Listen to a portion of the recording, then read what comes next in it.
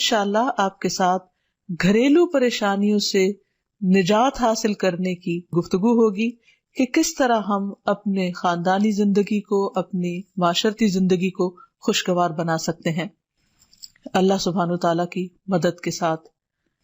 جہاں تک گھریلو پریشانیوں کا تعلق ہے تو اس میں ہم دیکھتے ہیں کہ ہر گھر کے اندر کوئی نہ کوئی چیز ایسی ہو جاتی ہے کہ جس سے باہمی تعلقات میں بدمزگی پیدا ہو جاتی ہے۔ بعض افراد کی طبیعت میں غصہ زیادہ ہوتا ہے، بعض لوگ جھگڑالو ہوتے ہیں، بعض لوگ شکی مزاج کے ہوتے ہیں، بعض لوگوں کو اونچا بولنے کی عادت ہوتی ہے، بعض لوگ دوسروں کو مختلف باتوں پر زج کرتے رہتے ہیں، بعض لوگ اپنی ذمہ داریوں کو ٹھیک سے نہیں نبھاتے۔ تو یہ تمام چیزیں صرف نہ یہ کہ ایسے انسان کو خود بلکہ اس کے آس پاس رہنے والوں کو اذیت میں مبتلا کر دیتی۔ اب اس میں انسان بعضوں کو سمجھانے سے بھی کام لیتا ہے، دوسروں سے بھی مدد لیتا ہے، لیکن پھر بھی مسئلہ حل نہیں ہوتا۔ تو صحابہ کرام تو اپنی جوتی کا تسمہ بھی ٹوٹ جاتا تو اللہ سبحانہ تعالیٰ سے مانگتے تھے۔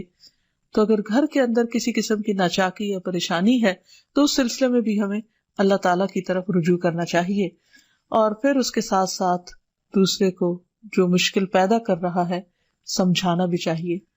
جہاں تک لڑائی جھگڑے کا تعلق ہے تو اسے منافقت کی علامت بتایا گیا۔ آپ صلی اللہ علیہ وسلم نے فرمایا کہ منافق کی 4 علامتیں ہیں، ان میں سے ایک بات کرے تو جھوٹ بولے، وعدہ خلافی کرے، امانت میں خیانت کرے، اور جب وہ جھگڑا کرے تو گالی دے، یعنی جھگڑتا بھی ہے اور گالی بھی دیتا ہے۔ نبی صلی اللہ علیہ وسلم نے یہ بھی فرمایا کہ اللہ کو سب سے زیادہ ناپسند آدمی وہ ہے جو بہت جھگڑالو ہے، یعنی اللہ تعالیٰ ایسے شخص سے محبت نہیں کرتے۔ اس لیے اگر آپ کسی سے بات کر رہے ہو تو اس کی بات توجہ سے سن لے۔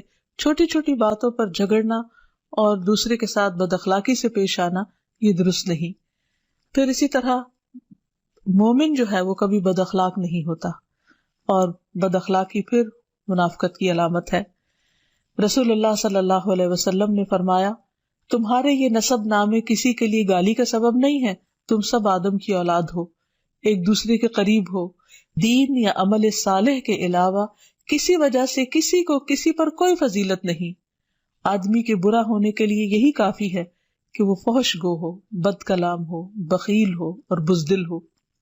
پھر اسی طرح آپس میں محبتوں کا نہ ہونا، بہن بھائیوں میں ناچاکی یا شوہر بیوی میں ناچاکی یا والدین کے ساتھ محبت کا نہ ہونا، یہ ایک طرح سے اللہ تعالیٰ کی طرف سے ایک آزمائش بھی ہو سکتی ہے اور ایک عذاب بھی ہو سکتا ہے۔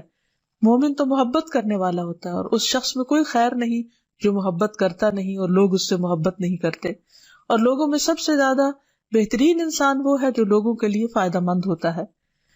تو اس لیے بہت ضروری ہے کہ خاندان کے اندر باہم محبت پائی جائے۔ گھریلو زندگی خوبصورت ہو جاتی ہے اگر آپس میں ایک دوسرے سے پیار، محبت اور ہمدردی کے جذبات پائے جاتے ہیں۔ پھر اسی طرح بعض اوقات گھریلو زندگی میں بدگمانیاں بہت تکلیف دیتی ہیں، یا گھر کے کچھ افراد سنی سنائی باتوں پر یقین کرتے ہوئے دوسروں کے خلاف بدگمانی پال لیتے ہیں، تو اس سے بھی پرہیز کرنے کی ضرورت ہے۔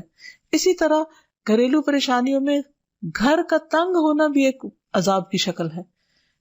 اس لیے نبی صلی اللہ علیہ وسلم نے ہر وضو کرنے کے بعد جو دعا سکھائی، اس میں خاص طور پر یہ دعا آتی ہے کہ اللہ میرے گھر میں وسعت پیدا کر دے، یعنی ایک تو دلوں میں وسعت ہو، اور دوسرا یہ ہے کہ جگہ بھی کشادہ ہو۔ رسول اللہ صلی اللہ علیہ وسلم نے فرمایا 3 چیزیں بدبختی میں سے ہیں۔ عورت جب تو اسے دیکھے تو وہ تجھ کو بری لگے، اور وہ تجھ پر اپنی زبان چلائے، اور اگر تو اس سے غائب ہو تو وہ اپنے نفس کی اور تیرے مال کی حفاظت نہ کرے۔ دوسرے مریل سواری کہ اگر تو اسے مارے اور چلائے تو تجھ کو تھکا دے، اور اگر اسے چھوڑ دے تو تجھے جلد تیرے ساتھیوں تک نہ پہنچائے، اور ایسا گھر جو تنگ اور کم سہولتوں والا ہو۔ تو اس لیے اگر انسان ایسی کسی تکلیف میں مبتلا ہے تو اس کا حل بھی یہی ہے کہ کوشش کے ساتھ ساتھ انسان دعا کرے۔ اسی طرح خرچ میں کمی، وسائل میں کمی، مال میں کمی، یہ تمام چیزیں بھی عموماً گھروں کے اندر جھگڑے پیدا کر دیتی ہیں۔ کھانے پینے کی قلت، بنیادی ضروریات کا پورا نہ ہونا، تو ایسی صورت میں بھی انسان اللہ تعالیٰ کی طرف رجوع کرے، اور اس کے لیے ساتھ ہی کوشش بھی ضروری ہے۔ کوشش میں سب سے پہلے تو یہ کہ انسان لڑائی جھگڑا چھوڑے، صبر و ضبط کی عادت ڈالے، برداشت اور تحمل کی عادت اپنے اندر پیدا کرے، اپنے اخلاق کو بہتر بنائے. ایک حدیث کے مطابق اللہ سبحانہ وتعالیٰ جب کسی گھرانے پر خیر و برکت نازل فرمانا چاہتے ہیں تو اس گھر والوں کے اندر نرمی پیدا کر دیتے ہیں. اور ایک اور حدیث میں یہ بھی آتا ہے کہ جو نرمی سے محروم کر دیا گیا وہ ہر خیر و بلائی سے محروم کر دیا گیا. تو اس لیے گھر کے ہر فرد کو اپنے اپنے رویے پر غور کرتے ہوئے اپنے اخلاق کی اصلاح کرنے کی ضرورت ہے، اور دوسروں سے توقعات زیادہ رکھنے کی بجائے اپنا طرز عمل اچھا کرنے کی ضرورت ہے. اور گھر والوں کے ساتھ بہترین ہونا نبی صلی اللہ علیہ وسلم کی سنت ہے. آپ نے فرمایا تم میں سے بہتر وہ ہے جو اپنے گھر والوں کے لیے بہتر ہو، اور میں تم سب کی نسبت اپنے گھر والوں کے حق میں اچھا ہوں. یعنی آپ نے اپنی مثال دی کہ میں سب سے اچھا سلوک اپنے گھر والوں سے کرتا ہوں، تو تمہیں بھی اگر اچھا بننا ہے تو ایسا ہی کرنا ہوگا. پھر اسی طرح گھر والوں کو زیادہ سے زیادہ فائدہ پہنچانا. حسن بصری سے مروی ہے کہ اللہ تعالیٰ کے نزدیک پسندیدہ بندے وہ ہیں جو اپنے اہل و عیال کو سب سے زیادہ نفع دینے والے ہیں. پھر اسی طرح پیار و محبت سے رہنا. اگر لڑائی جھگڑا ہو بھی جائے یا کوئی غلط فہمی پیدا بھی ہو جائے تو اس وقت خاموشی اختیار کر لینا، مناسب وقت کا انتظار کر کے اس غلط فہمی کو دور کرنا ضروری ہے.